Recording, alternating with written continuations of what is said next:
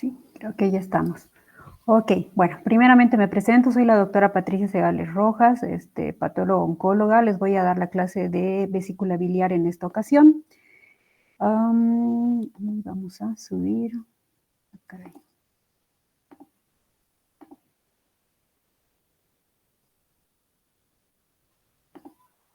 Ujú.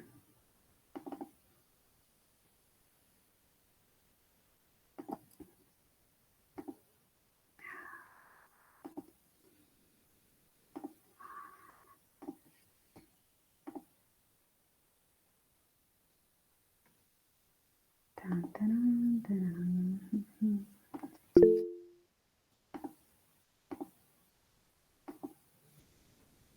Ahora bien.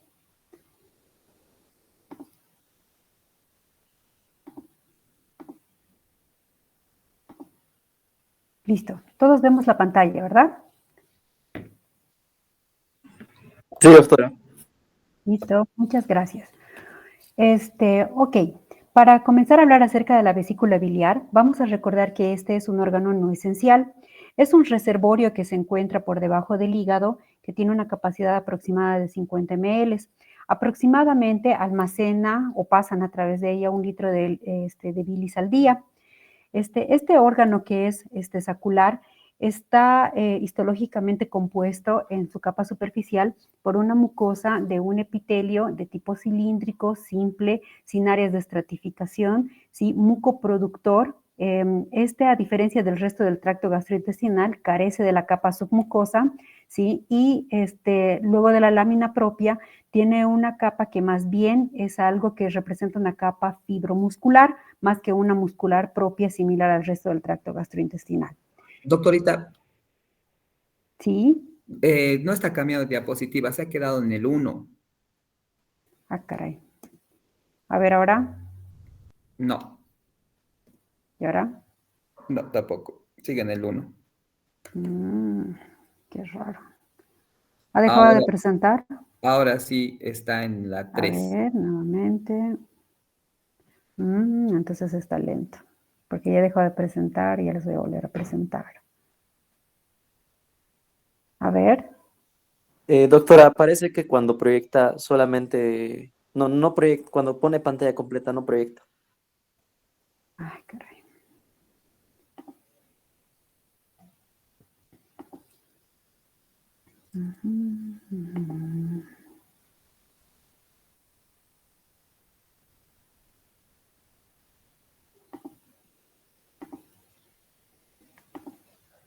¿Y ahí sí presenta?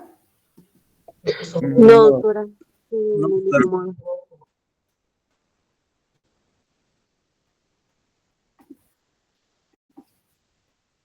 Es que ya le he puesto.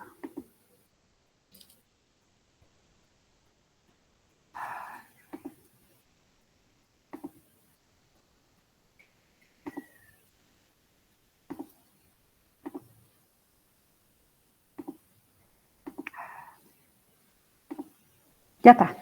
Ahora sí. Sí, Ya está, doctora, ahora ¿verdad? sí. Ahora sí. Ok. Entonces les decía, la vesícula biliar tiene una capa mucosa, ¿sí? Una lámina propia, a diferencia del resto del tracto gastrointestinal, no posee submucosa y más bien tiene una capa de tejido fibromuscular y obviamente la serosa por debajo. Bueno, una de las enfermedades principales que vamos a estudiar es la colelitiasis y es una de las causas que está asociada a la mayor parte de las enfermedades, tanto benignas como malignas. Esta representa más del 95% de las enfermedades del tracto biliar y tiene una frecuencia en la población adulta de alrededor del 10 al 20%, variando en su distribución geográfica, en la edad, en el sexo. Es más frecuente en las mujeres, más frecuente en las personas por encima de los 30 a 40 años de edad. Se relaciona con factores medioambientales, como vamos a ver más adelante. También está relacionado con desórdenes adquiridos, tales como las dislipidemias, y en él también, en el desarrollo de esta enfermedad, también tienen que ver diversos factores hereditarios. Los cálculos la colelitiasis, ¿sí? O formación de piedras dentro de la vesícula biliar, vamos a ver que estas piedras van a tener diferente composición. La mayor parte de ellas, en más del 50%, y podría estimarse el 70% de ellas, van a estar compuestas por monohidrato de colesterol. Una pequeña cantidad, cerca del 10%, va a estar compuesto por pigmento y otra pequeña cantidad pues va a ser mixto. Aunque la mayor parte de los cálculos están compuestos por colesterol, también pueden tener pequeñas cantidades de pigmento y no necesariamente ser mixtos, ¿no?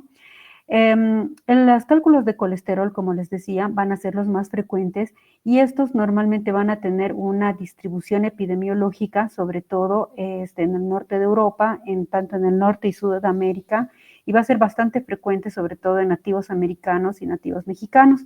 La edad que va a ser más común, como les decía, va a ser alrededor de los 30 años de vida, ¿sí? Y va a estar relacionado sobre todo con la edad reproductiva en las mujeres. Y eso nos lleva al tercer punto, que es otro factor que está relacionado, que son la presencia de hormonas sexuales femeninas. Por lo tanto, van a ser factores de riesgo para su desarrollo el sexo femenino, el uso de anticonceptivos orales, ya que estos van a favorecer el desequilibrio, o van a favorecer los depósitos estrogénicos, lo cual favorece las alteraciones en los triglicéridos, ¿sí? El embarazo, también por el estado hormonal, la obesidad y síndromes metabólicos, sobre todo síndromes metabólicos dislipidémicos, reducción rápida de peso por la liberación de materia grasa, la éstasis vascular, los desórdenes en el metabolismo de los ácidos biliares y pues síndromes de hiperlipidemia.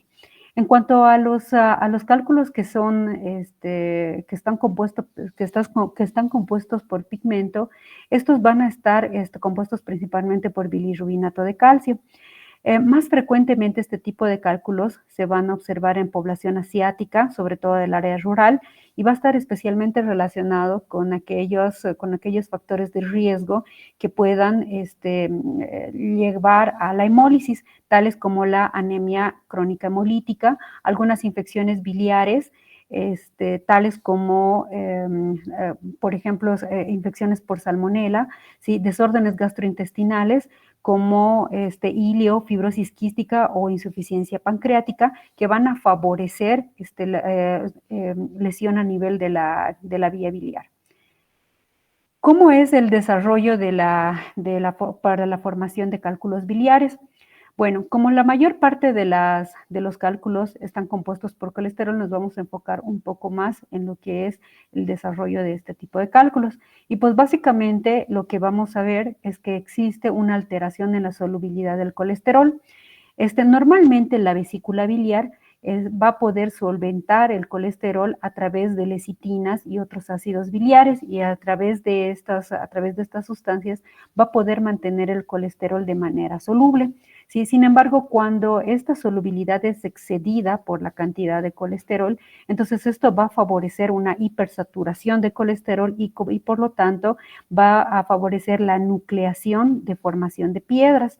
¿Sí? Esto aunado a una hipomotilidad de la vesícula, que es lo que se observa en la mayor parte de la población que está sujeta a riesgo, sobre todo, por ejemplo, en la población boliviana, y en conjunto con hipersecreción de moco y otros factores que se encuentran sobre la mucosa de la vesícula biliar, te van a dar lugar a la formación de cálculos de colesterol. Los cálculos de colesterol puro, ¿sí? Son menos frecuentes de ver y habitualmente se observan como piedras moruladas de color gris amarillento o de color amarillo vivo. Los cálculos de bilirrubina, en tanto, van a estar más que todo relacionados con la hemólisis y pues con alteraciones de la conjugación de la bilirrubina, más el aditamento que se dice bilirrubinato de calcio, pues van a conformar los cálculos. Característicamente, los cálculos de pigmento van a ser de un color negro y van a tener una consistencia que es más blanda, casi dehiscente, ¿sí? Y va a ser además irregular, a diferencia de los cálculos morulares de colesterol. Ahora, habitualmente, estos también pueden llegar a presentarse de manera mixta, pudiendo tener formas diversas, como por ejemplo, algunos pueden llegar a ser facetados, sí pueden tener cierta pigmentación. Esto es lo que les decía. Morfológicamente los cálculos de colesterol se pueden ver algunos modulados y otros, como los que estamos observando en este caso, se observan de manera facetada. Tienen esta coloración como entre amarillo, verdoso por la presencia de pigmentos biliares, es decir, no necesariamente son puramente de colesterol, ¿no? Entonces, cuando nosotros los fragmentamos, vemos que son estructuras sólidas y que habitualmente tienen esta apariencia como cristaloide. Es bastante frecuente que en relación a la patogenia de la formación de cálculos de colesterol y también se favorezca el depósito de lípidos, ¿sí? Y por lo tanto el depósito de inflamación crónica en la mucosa a manera de colesterolosis. Lo que están observando acá es una vesícula en superficie de fresa o frambuesa, ¿sí? Donde estamos observando unas estrías amarillentas disgregadas por toda la superficie. Esto se debe a que microscópicamente el contenido lipídico se acumula a nivel de la lámina propia de la vesícula biliar y forma estas estructuras amarillentas que se pueden llegar a ver en la macroscopía. Entonces, macroscópicamente esto se denomina colesterolosis y microscópicamente se observa así, como acúmulos de colesterol, ¿sí? La colesterolosis es un hallazgo benigno cuya patogenia está relacionada, como les decía, con los niveles exagerados de colesterol o probablemente con dislipidemias, y se da normalmente en este contexto. Sin embargo, su etiología no está muy bien descrita. En muchas ocasiones la colesterolosis nos puede llegar a llamar la atención, ya que clínicamente se van a observar como lesiones exofíticas a manera de tumores sobre la superficie, sobre todo cuando estos acúmulos de macrófagos espumosos llegan a organizarse conformando estas estructuras polipoides, ¿no? Entonces vemos estos pólipos que pueden verse en las ecografías como lesiones exofíticas, y a veces llaman la atención al clínico, y en muchas ocasiones son causas de resección de la vesícula biliar por sospecha de una lesión neoplásica maligna, ¿no? Entonces, microscópicamente vemos cómo estos acúmulos de xantocitos, ¿sí? Que se encuentran en la lámina propia se organizan conformando estas estructuras polipoides. Característicamente, como les decía, lo que es de colesterol se ve de color amarillo claro o amarillo vivo. Estos son cálculos de bilirrubina. Vean cómo contrastan completamente con los litos de colesterol, y vean que estos son más bien de formas irregulares. Tienen este color característico negro. Habitualmente tienen una consistencia más blanda que los cálculos de colesterol. Bueno, en cuanto a la clínica, la mayor parte del tiempo la colelitiasis solamente hasta el 80% es asintomática. Sin embargo, en muchas ocasiones puede llegar a causar dolor constante en el hipocondrio derecho, y habitualmente este dolor está relacionado con la ingesta de alimentos, sobre todo alimentos de tipo más bien ricos en grasa, ¿sí? Y pues con el tiempo, estos, como les voy a indicar más adelante, pueden llegar a conformar sin necesidad de hacer un episodio de inflamación aguda, pueden llegar a provocar una inflamación crónica de la vesícula, ¿no? Entonces, la colecistitis en este caso, que es la inflamación de la vesícula biliar, se va a dividir en relación al tiempo de evolución y a la forma en la que se presenta clínicamente como aguda, crónica o aguda superimpuesta a una inflamación crónica de la vesícula, ¿no? Entonces, ¿cómo es que la litiasis vesicular puede llegar a producir la colecistitis? Pues habitualmente la colecistitis aguda litiásica, ¿sí? Que corresponde a más del 90% de las inflamaciones de la vesícula biliar, se van a deber a una obstrucción del cuello debido a la litiasis, ¿no? Entonces, como existe una obstrucción del cuello, inicialmente existen fosfolipasas en la mucosa, y estas van a hidrolizar a las lecitinas que como bien recordamos, son contenido, ¿sí? de la contenido biliar, ¿sí? Entonces, contenido esta hidrólisis de las lecitinas va a provocar una ruptura en la capa de moco, de glicoproteínas que se encuentra en la superficie de la mucosa. Entonces, al haber una exposición de la mucosa a la acción de las sales biliares, va a existir una mayor distensión, aumento de la presión intraluminal, pero además una liberación de prostaglandinas y citocinas que van a inducir a la inflamación dentro de la pared de la vesícula biliar. Entonces, tanto la inflamación como la distensión de la vesícula biliar, ¿sí? Aunado a la obstrucción del cuello de la vesícula, va a tener una repercusión en el flujo de sangre de la mucosa.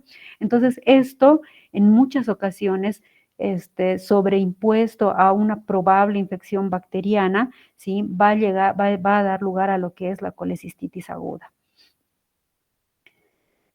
Sin embargo, como les decía, existe otra cantidad de casos que son una menor cantidad, mucho menor que la anterior, que no está relacionada con el desarrollo de litiasis, que puede llegar a desarrollarse como una colecistitis aguda sin presencia de litos, ¿no? En este caso, habitualmente está relacionado con factores que tienen que ver en el riego sanguíneo o en la indemnidad de la mucosa de la vesícula biliar, ¿sí? Entonces, por ejemplo, en pacientes que tienen sepsis o que tienen hipertensión, sepsis con hipotensión que va en desmedro del riego sanguíneo, inmunosupresión, diabetes mellitus, traumatismos o quemaduras importantes, es decir, factores que tienen que ver, que tienen que ver con el riego sanguíneo o que tienen que ver con la liberación sistémica de citocinas o de factores de inflamación,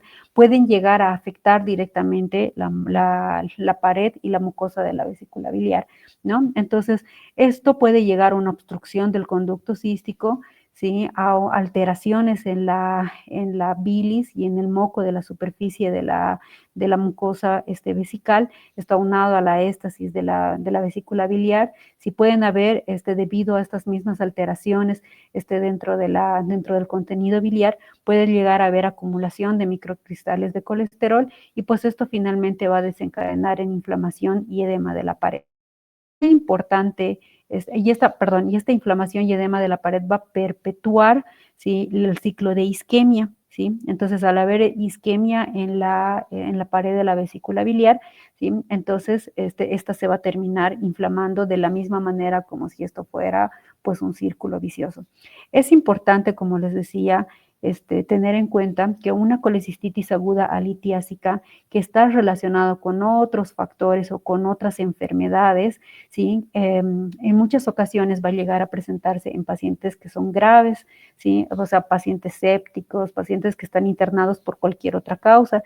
Y en muchas ocasiones clínicamente el cuadro clínico de la colecistitis se va a sobreimponer a cualquier otro cuadro y por lo tanto va a llegar a ser menos aparente, ¿sí? De lo que es, ¿ok?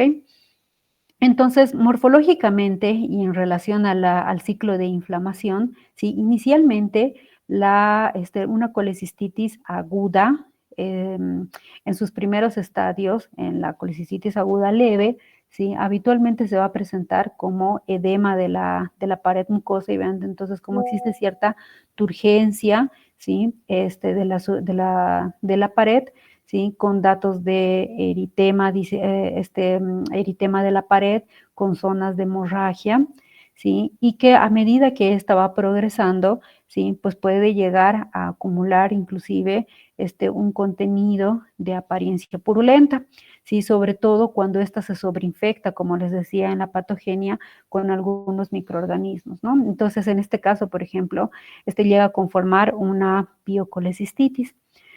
Microscópicamente, la colecistitis aguda puede estar, como les decía, en relación a una colecistitis crónica, pero cuando se presenta esta de manera sola, habitualmente se va a presentar como alteraciones a nivel de la superficie mucosa, con zonas de disrupción, zonas erosivas, y es muy habitual que el epitelio biliar presente abundantes cambios inflamatorios o reactivos relacionados con la inflamación aguda, ¿no? Entonces, lo que estamos observando en estas microfotografías son zonas de necrosis supurativa con áreas de detritus celular, zonas de hemorragia, ectasia vascular, ¿sí? Y además congestión vascular. En cuanto a la colecistitis crónica, pues esta se va a deber a episodios repetidos de colecistitis que son subclínicas, ¿sí? O que van a ser episodios de colecistitis aguda leves, sí, que se van a resolver espontáneamente sin que el paciente tome ninguna medida mayor. Habitualmente la colecistitis crónica tarda varios años en desarrollarse, ¿sí? Hasta que esta puede reagudizarse. Sin embargo, en muchas ocasiones la colecistitis crónica se termina operando, por ejemplo, si por un contexto de litiasis vesicular, ¿no?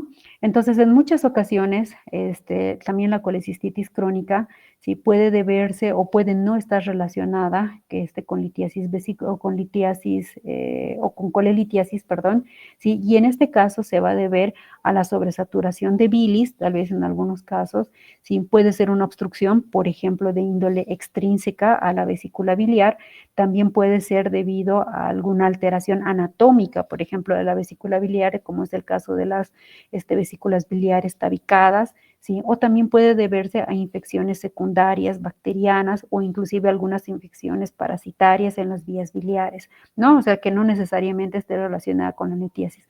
Sin embargo, si una colecistitis crónica sin litos es una enfermedad muchísimo menos frecuente que la que está relacionada con litos. Entonces, microscópicamente, la colecistitis crónica lo que va a tener, ¿sí? Son zonas de fibrosis transmural y muy frecuentemente sí, se van a formar los famosos senos de Rokitansky-Ashchov. ¿Sí? Los senos de Rokitansky-Ashchov son estos de acá. Vean cómo en la imagen inicial que les enseñaba de la histología normal de la vesícula biliar, habitualmente la mucosa está en la superficie. Sin embargo, si nosotros hiciéramos varios cortes profundos a esta misma lámina, podríamos observar cómo estas luces se van conectando hacia la superficie, ¿sí? Entonces, estas zonas de invaginación de la mucosa, ¿sí? Transmural y hacia la superficie serosa se denominan senos de Rokitansky-Ashchov. ¿Sí? Estos, desde el punto de vista patológico, pueden llegar a constituir el diagnóstico diferencial de una neoplasia maligna, ya que parecería tener un patrón invasor, ya que estamos observando formaciones glandulares que se observan hasta la superficie serosa, ¿sí? Sin embargo, vean cómo tiene pues un patrón lobulado, no tiene un patrón infiltrativo y habitualmente está relacionado con bastante inflamación crónica. En muchas ocasiones puede inclusive llegar a formar folículos linfoides y vean cómo, por ejemplo, en este caso, en un seno de Rokitansky se encuentra un microlito. Este microlito tiene tanto láminas de colesterol como también láminas de pigmento biliar, ¿sí? Entonces, estos mismos senos de Rokitansky-Ashchov, ¿sí? Van a ser los que pueden llegar a dar lugar a la colecistitis xantogranulomatosa, como les voy a decir a continuación. En esta otra imagen están observando también colecistitis crónica y vean cómo en este estadio, por ejemplo, la mucosa que en este caso se ve bastante florida y bastante reactiva, aquí ya se ve aplanada. ¿Sí? Aquí se ve aplanada, atrófica, la capa fibromuscular sí está más bien reemplazada por una capa fibrosa con un infiltrado inflamatorio crónico, ¿no? Esto habla acerca del tiempo de evolución. Vean cómo, a diferencia de la inflamación aguda, ¿sí? Donde existía zonas de erosión, ¿sí? Zonas de necrosis, zonas de hemorragia, ¿sí? En estos estadios que más bien hablan de la cronicidad, ¿sí?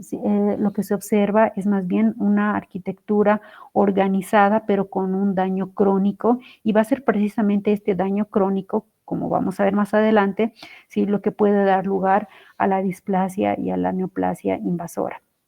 Una variante de la colecistitis crónica y que puede llegar a tener una correlación clínica que es de relevancia es la colecistitis xantogranulomatosa, ¿sí? Vean cómo en el caso de la colecistitis xantogranulomatosa existe un engrosamiento difuso de la pared de la vesícula biliar y puede llegar a confundirse con una neoplasia maligna invasora. Característicamente, sin embargo, la colecistitis xantogranulomatosa presenta zonas, ¿sí?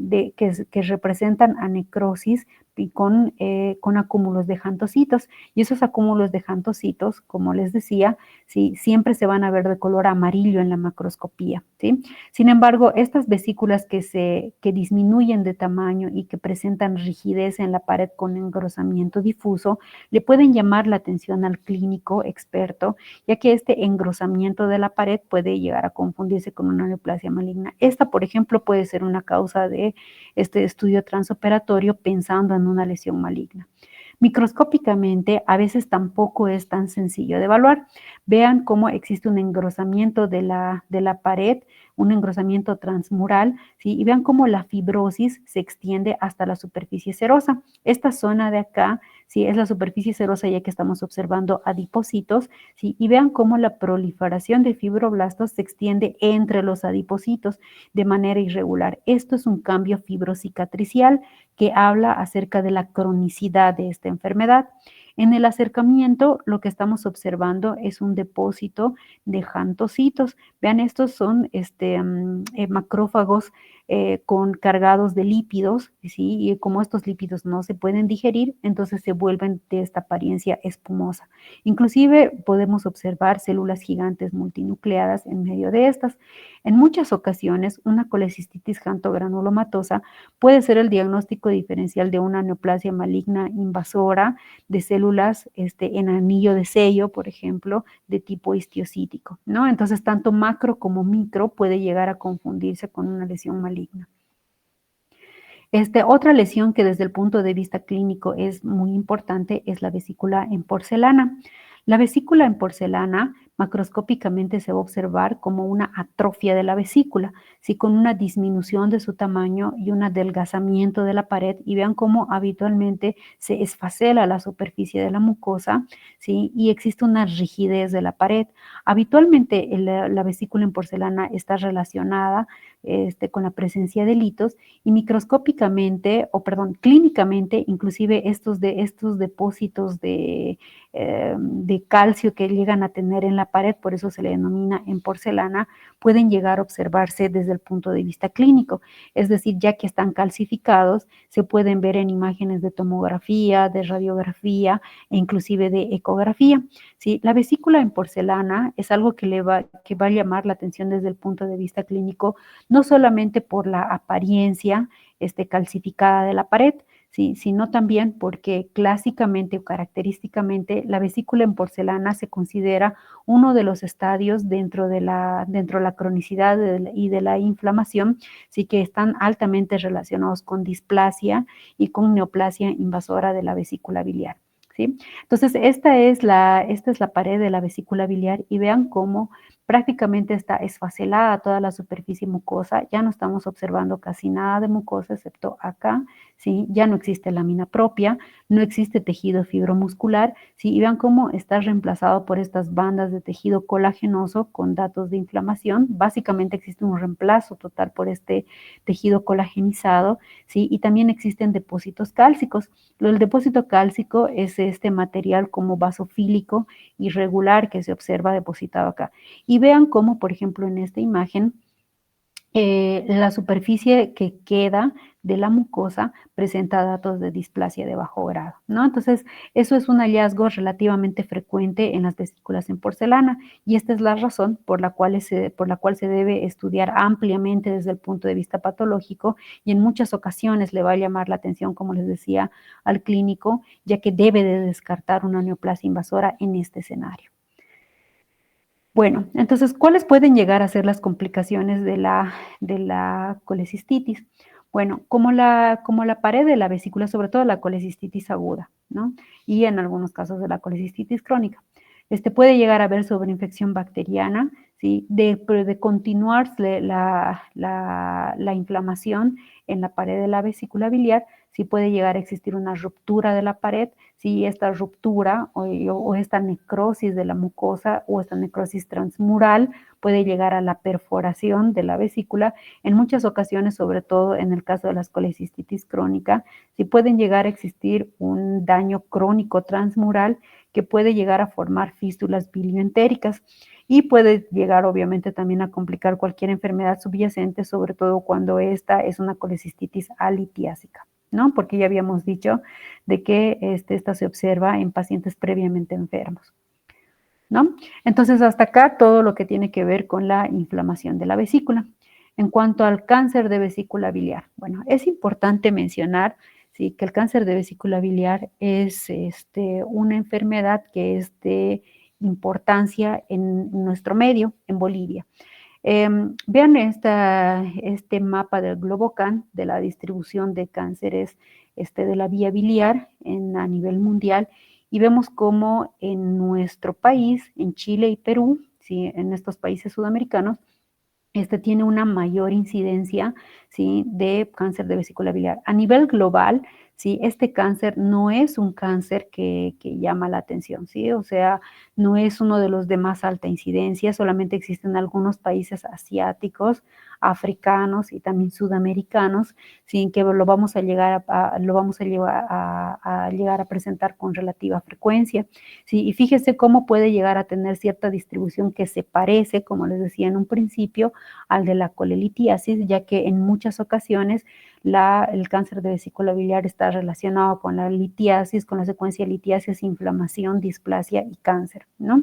Entonces, a nivel de Bolivia, ¿sí? Este es el cáncer cuarto en frecuencia, ¿sí? Y vean cómo es más frecuente en mujeres que en hombres, ¿sí? Estos son datos del Globocan del año 2020, ¿sí? Y aunque no figura, perdón, aquí está, sí, fíjense cómo representa el cáncer el tumor en el puesto número 4 de frecuencia de los tumores a nivel Bolivia.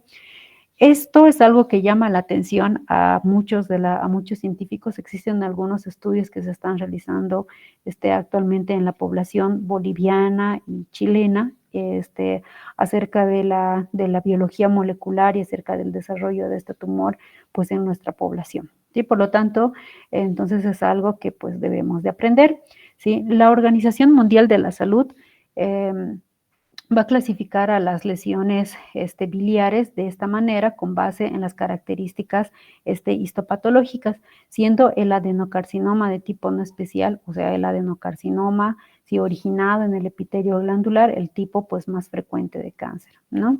Existen muchas vías que van a estar relacionadas en su desarrollo, ¿sí? Uno de los genes que está, una de las proteínas, perdón, que está más frecuentemente relacionadas es el P53, que nosotros sabemos que es una proteína que tiene que ver tanto en la muerte celular como también en las vías de programación, de proliferación, ¿sí? Y de apoptosis, ¿sí? Entonces vemos cómo en múltiples de las vías tiene que ver alteraciones con P53. Tanto las lesiones pancreatobiliares, de las vías biliares, intra y extrahepáticas, habitualmente van a tener alteraciones de KRAS, y sobre todo las extrahepáticas, alteraciones de SMAD2. Otra cosa que también que también más bien nos puede servir en el cáncer de vesícula biliar, es la caracterización aquí no está, del HER2, ¿sí? El HER2 es un miembro de la familia del receptor de factor de crecimiento epidérmico, ¿sí? Que al igual que otros tumores del tracto gastrointestinal, sobre todo superior, ¿sí? Y al igual que otros tumores, como por ejemplo en el tracto genital y también en mama, pueden llegar a ser un blanco molecular para el tratamiento de la vesícula biliar, ¿no? Entonces el estado de HER2 es algo que también puede llegar a investigarse en este escenario. Antes de ingresar a lo que es las lesiones invasoras, les voy a explicar un poco acerca de las lesiones displásicas. Las lesiones displásicas en la vesícula biliar, ¿sí? Se denominan neoplasias intraepiteliales y se van a dividir en relación al grado de displasia que presentan, como lesiones de bajo grado y como lesiones de alto grado, ¿sí? Estas lesiones displásicas, tanto de bajo como de alto grado, con base en las alteraciones que presentan a nivel de los núcleos, si pueden ser planas, como están observando aquí, es decir, que sobre la mucosa, básicamente, si nosotros los examinamos en la macroscopía, así como en los estudios de imagen, no van a ser visibles porque son planas, ¿sí? Y van a contrastar mucho con lo que son las lesiones polipoides.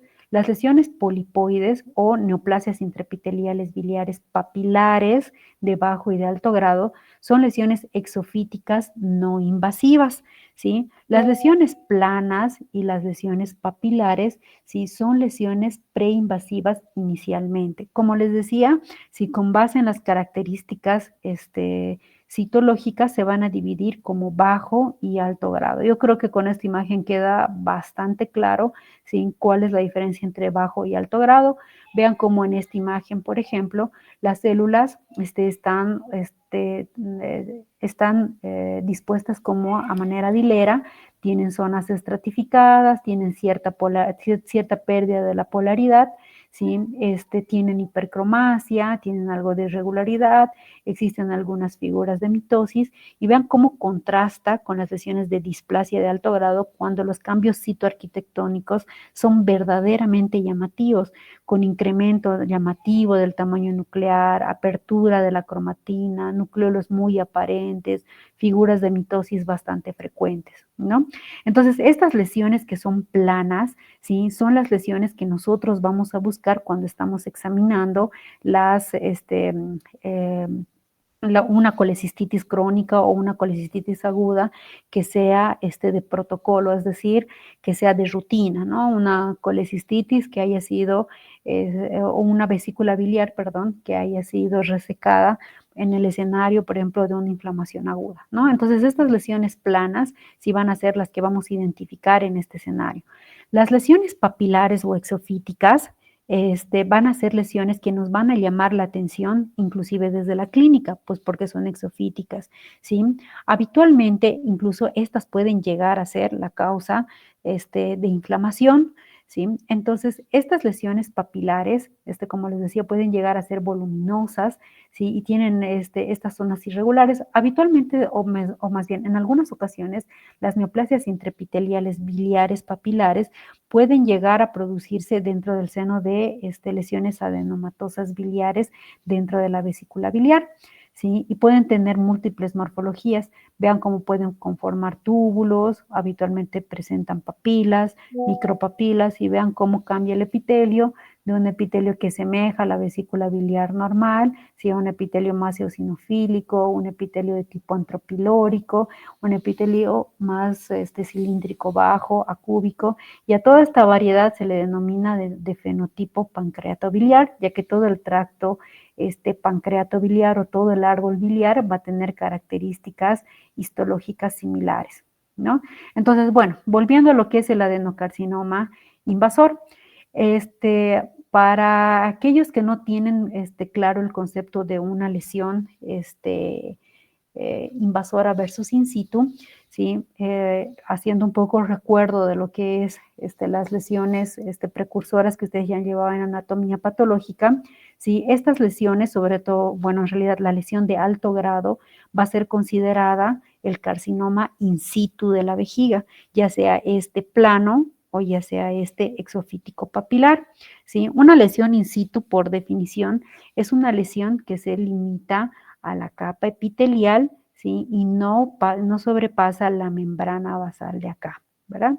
Entonces es una lesión que tiene una displasia que compromete la totalidad del espesor del epitelio, ¿sí? Y cuyas células neoplásicas que se encuentran en la superficie y que ya tienen alteraciones genéticas a nivel del núcleo, todavía se encuentran sobre la membrana basal, ¿no? Y esas las vamos a diferenciar de lo que es el carcinoma invasor, ¿no? El carcinoma invasor es una lesión que ya sobrepasa la membrana basal en la vesícula biliar en este caso, ¿no?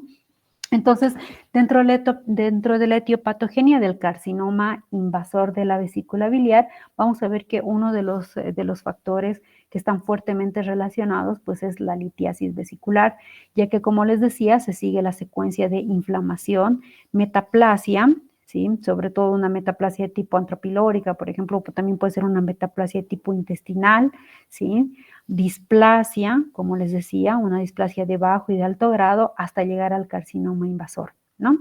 Entonces, este carcinoma, como les decía, es relativamente frecuente, ¿sí? En nuestro país, ¿sí? Y como nosotros tenemos amplias zonas rurales, sobre todo son personas de estas áreas, ¿sí? Que tienen cosas, están donde se encuentra más frecuentemente, ¿no?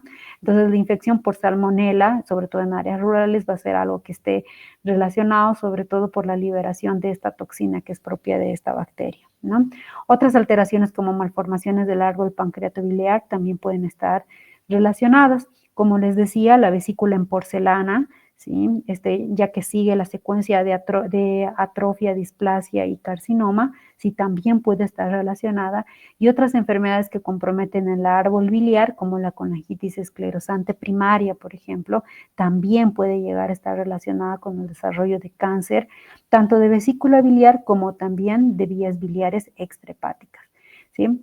En cuanto a la presentación clínica, la mayor parte del tiempo el cáncer de vesícula biliar es asintomática y cuando presenta sintomatología habitualmente se parece mucho a una colecistitis crónica o a una colecistitis aguda, ¿sí? Hay muchas ocasiones, ¿sí? Por este mismo contexto, el cáncer de vesícula biliar va a llegar a confundirse con una colecistitis aguda y puede ser un hallazgo incidental de una colecistectomía.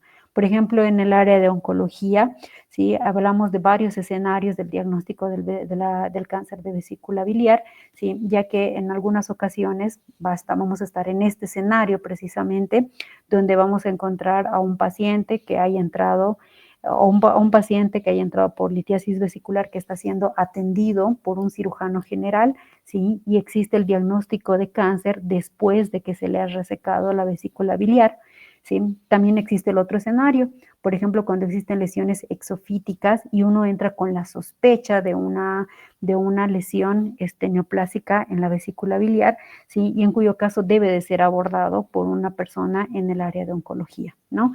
O también cuando existe este mismo escenario, ¿sí? Y lo aborda una persona en el área de cirugía general, ¿no? Entonces, todos esos escenarios están perfectamente descritos en el cáncer de vesícula biliar y qué es lo que se debe hacer en cada uno de los escenarios.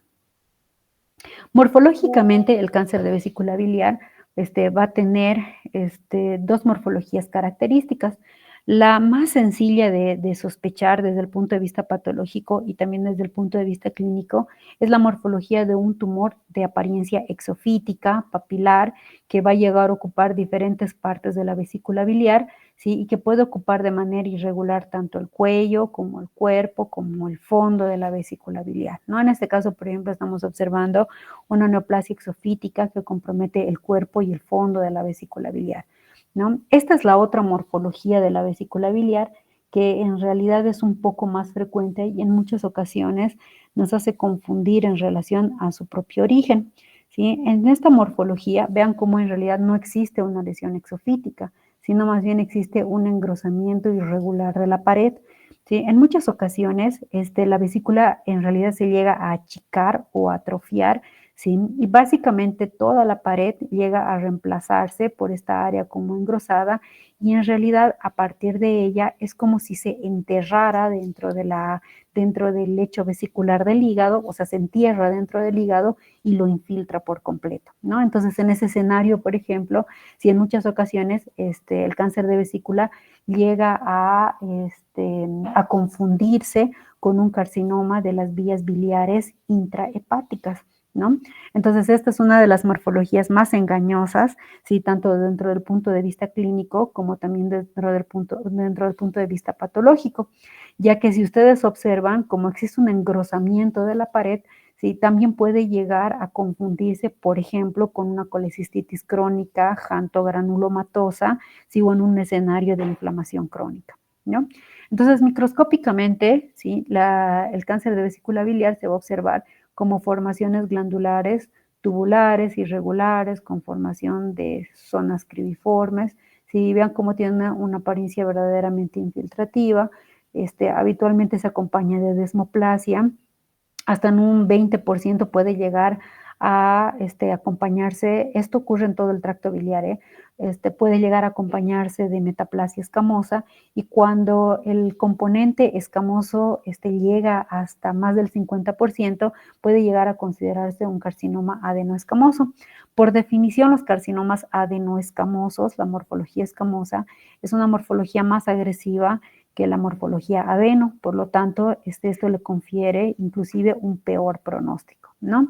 Tiene múltiples patrones histológicos. Este es el convencional y estas son las células de apariencia clásicas, pancreatobiliares, cilíndricas, bajas, con núcleos abiertos, nucleolos aparentes. Vean cómo no tiene el ribete en cepillo, no tiene la necrosis de tipo comedo dentro. Es decir, esta es la morfología clásica pancreatobiliar, con vacuolitas adentro, celulitas claritas, ¿sí? Y vean cómo puede tener diferentes morfologías. Esta de acá corresponde a una morfología mucoproductora o mucinosa, con abundante mucina exofítica y con ocasionales células neoplásicas que están nadando en la mucina, ¿no? Este es un carcinoma con células claras, vean cómo tiene un amplio citoplasma claro. Sí, en esta otra imagen están observando con células de tipo sincitio, ¿sí? O que simulan al de un coriocarcinoma, ¿sí? Vean cómo en esta otra zona de acá se ve como una neoplasia poco diferenciada, con un patrón sólido, donde ya no se observa ninguna formación glandular, ¿no? Entonces, más allá de saber,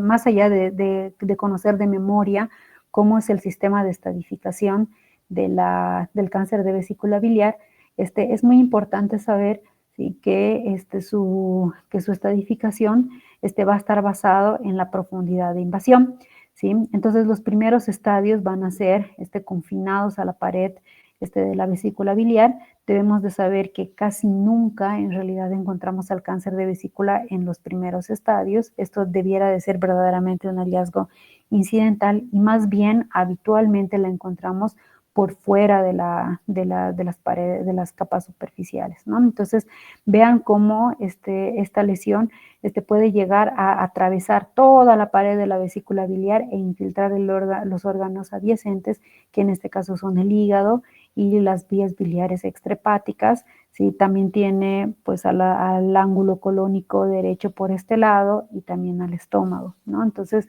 conforme invade las diferentes capas de la vesícula biliar y los órganos adyacentes, es que va a ir subiendo de estadio.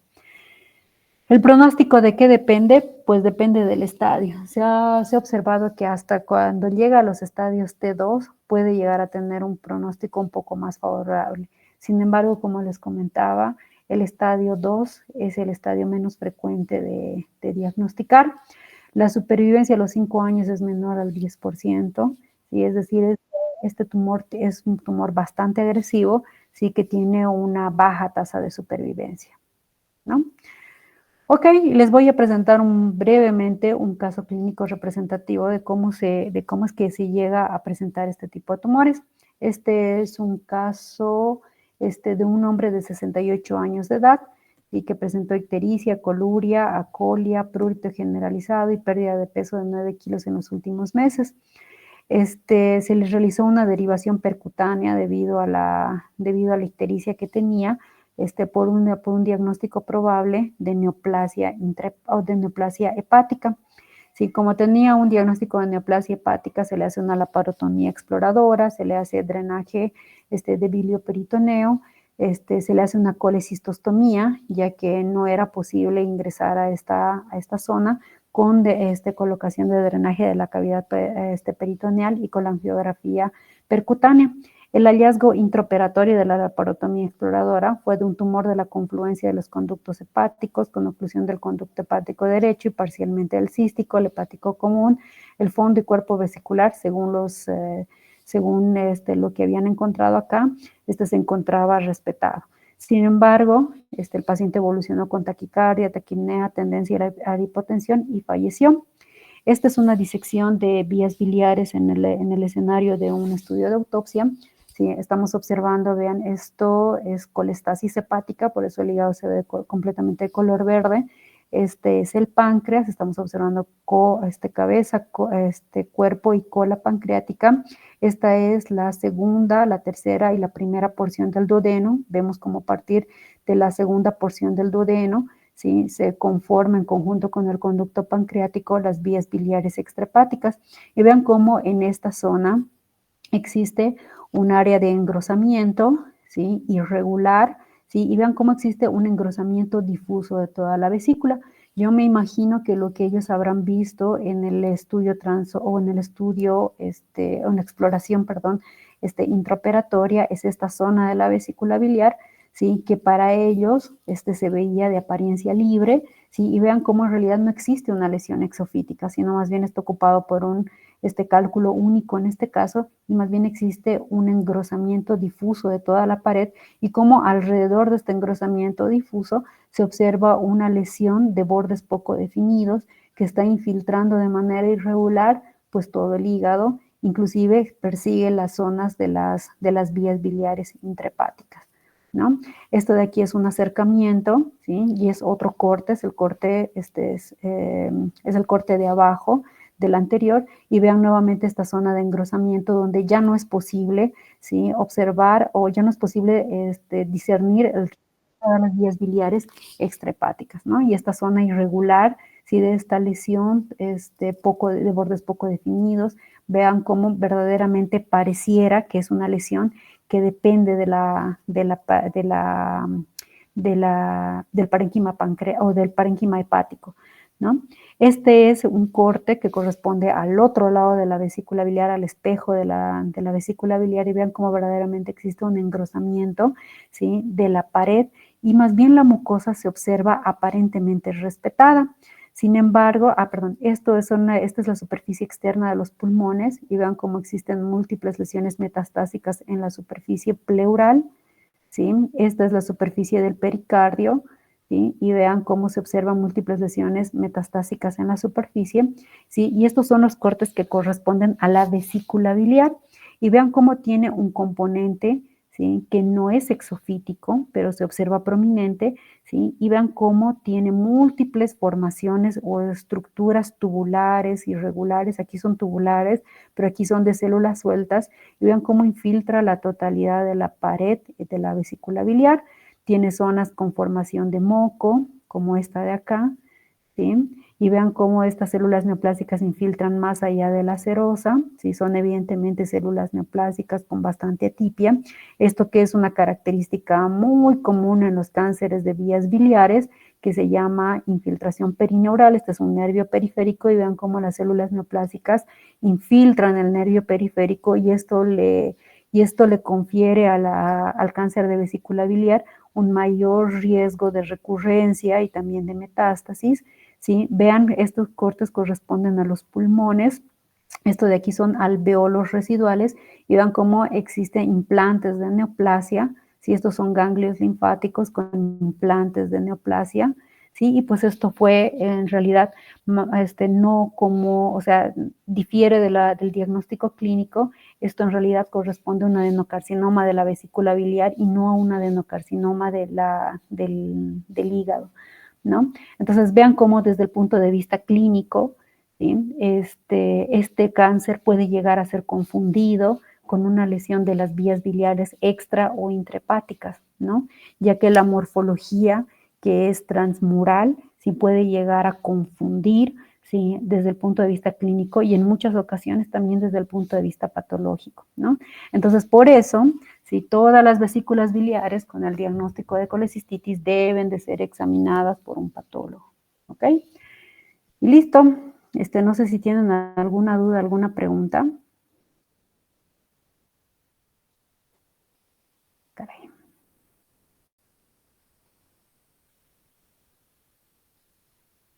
¿No? ¿Ninguna? Ok. Todo entendido entonces. Bueno, chicos, yo creo que nos vemos la siguiente clase. Entonces, el siguiente lunes. Muchas gracias. Hasta luego. Buenas noches. Gracias, Hasta luego, doctora. doctora. Gracias, Hasta luego, doctora. doctora.